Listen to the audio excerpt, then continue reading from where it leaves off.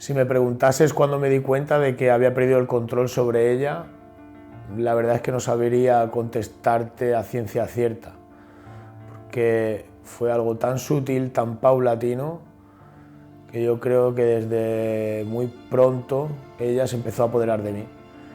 Todas las decisiones que iba tomando en mi vida iban en contra de los valores que me habían inculcado, como la honestidad, la verdad, el esfuerzo, la disciplina. Y me estaba traicionando a mí mismo.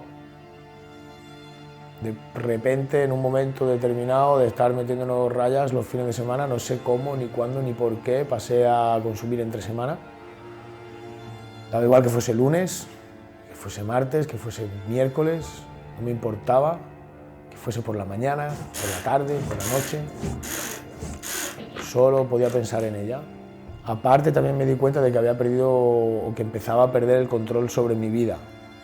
Ya dejaba hábitos buenos a un lado, como ir al gimnasio, empezaba a encerrarme en mí mismo, como no quería quedar con los amigos, prefería estar metiéndome rayas yo solo en casa. Afectó a todas las áreas de mi vida, económica, personal, laboral, a todo, absolutamente todo. Me comió, literalmente, de dentro hacia afuera. Primero empezó a comerme a mí y después se comió todo lo que había alrededor. Recuerdo cómo no estuve presente en el embarazo de la madre de mi hijo. Estaba metiéndome rayas muchos días en una casa que teníamos, vivíamos en un piso y yo estaba en la casa metiéndome rayas, y recuerdo que ella me llamaba para ver dónde estaba y me inventaba cualquier excusa. Y no sé.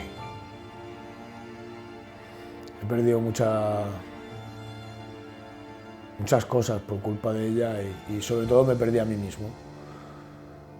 Y no te das cuenta hasta que no tocas fondo. Y es una pena, porque no hay que esperar tanto. Llegó un punto en el que la única forma en la que yo sabía que tenía que salir de ahí era con disciplina, pero no sentía fuerzas para ello, para salir de ahí. Y entonces comprendí en un punto de inflexión que la única forma de aplicar disciplina era poco a poco. Tenía que ir dando un paso detrás de otro, pero tenía que dar el paso. No podía quedarme más en el victimismo, no podía quedarme más en la duda, no podía quedarme más en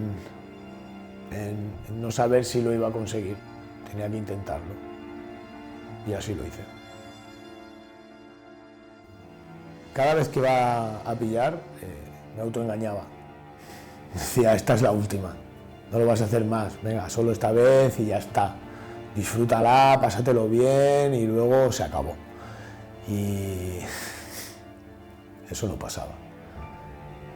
Eso se repetía al principio cada semana y luego casi cada día. Y es una prisión, es una locura sentirte así.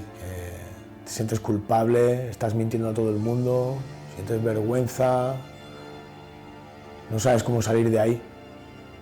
Y mientes absolutamente a todo el mundo porque te estás mintiendo a ti mismo. No tenía ni idea cómo cambiar aquello. La única manera posible de hacerlo era con la verdad. Porque la única cosa que te va a hacer libre es la verdad. Y decir la verdad da miedo. Y decir la verdad es duro. Porque tienes que prepararte muy bien el cuerpo para lo que se avecina cuando uno dice la verdad. Aunque la verdad, los de tu alrededor y los que te quieren la saben. Pero reconocerte débil no es fácil.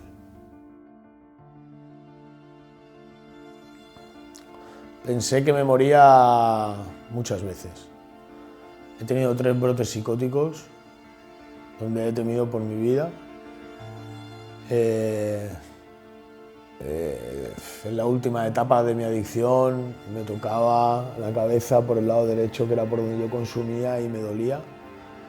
Muchas veces el brazo izquierdo se me dormía, pensaba que en cualquier momento me iba a dar un ictus, o un infarto, o un derrame cerebral, o cualquier cosa, pero seguía consumiendo, era algo irrefrenable. También en varias ocasiones, sin haber comido nada y nada más que habiendo bebido muchísimo alcohol y habiéndome metido 3 gramos o 4 gramos aquí en casa, he sentido escalofríos, a la vez que era muy extraño, porque a la vez que sentía escalofríos sentía un calor que me subía de abajo hacia arriba y unas ganas de vomitar tremendas, y tener que irme al baño corriendo, vomitar lo que podía, y pensaba en ese momento ahí arrodillado en el váter, yo solo en casa, con sudores fríos que me estaba dando, no sabía, yo no sé lo que se siente al tener una sobredosis, no tengo ni idea. En ese momento pensaba que me estaba dando una sobredosis y que me iba a morir. Y lo peor de todo es que volvía y seguía consumiendo. Esperaba un poco, en cuanto me empezaba a sentir mejor, otra raya más. En realidad creo que me estaba suicidando, estaba matando en vida, no estaba feliz, no sabía cómo salir de ahí.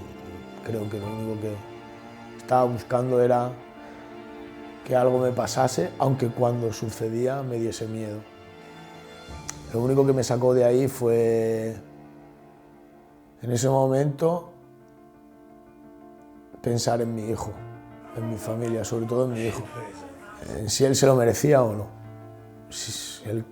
Cómo le podía afectar a su vida el que su padre hubiese muerto o se hubiese quedado tonto y en aquellas circunstancias, ¿no? Y eso fue lo que me salvó. El amor por mi hijo, ¿no? Aunque no sintiese mucho amor en aquel momento, era lo único que me daba cierta fuerza. He tenido muchos puntos de quiebre. Yo creo que en la vida de una persona con una adicción hay muchísimos puntos de rotura, pero al final es como que se olvidan y uno vuelve otra vez a lo mismo. El caso es que el último y el definitivo fue estando aquí en Asturias. Mis padres habían venido de vacaciones a pasar unos días. Ellos estaban durmiendo, eran las 4 de la mañana y yo estaba metiéndome aquí, en el sofá. Pero me estaba sintiendo fatal porque sabía que ellos estaban durmiendo, y hubo un momento donde me fui al balcón a tomar un poco el aire, a no sé a qué, a respirar, a seguir bebiendo vodka, porque en ese momento en el que estaba ahí, en el balcón, con la botella de vodka, apareció mi madre y me dijo: hijo, ¿qué te pasa? Y no sé, sentí como una rendición.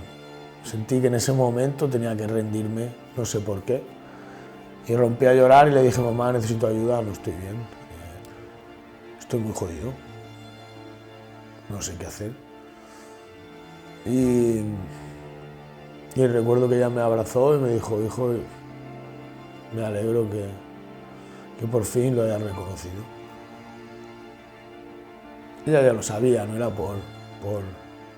porque yo se lo reconociese a ella, era porque por fin, de alguna manera, me había rendido.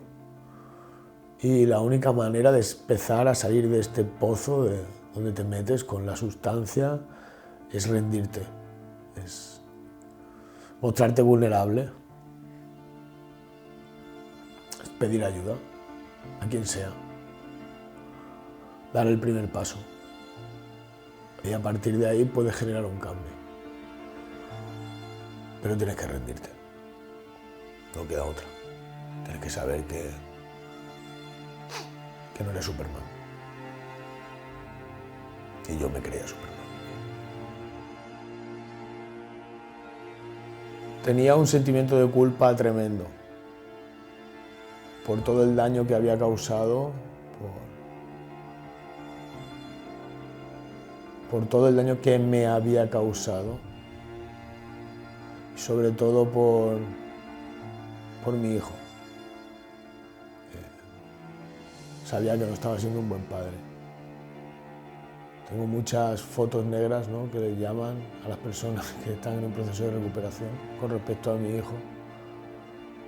Recuerdo que cuando era pequeño él me imitaba, ¿no?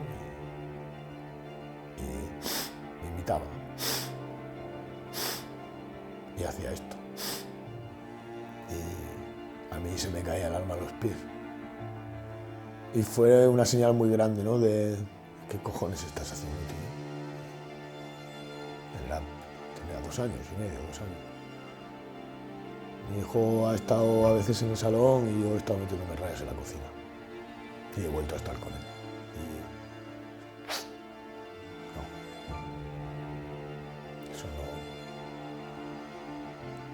Eso no te hace sentir bien, ¿sabes?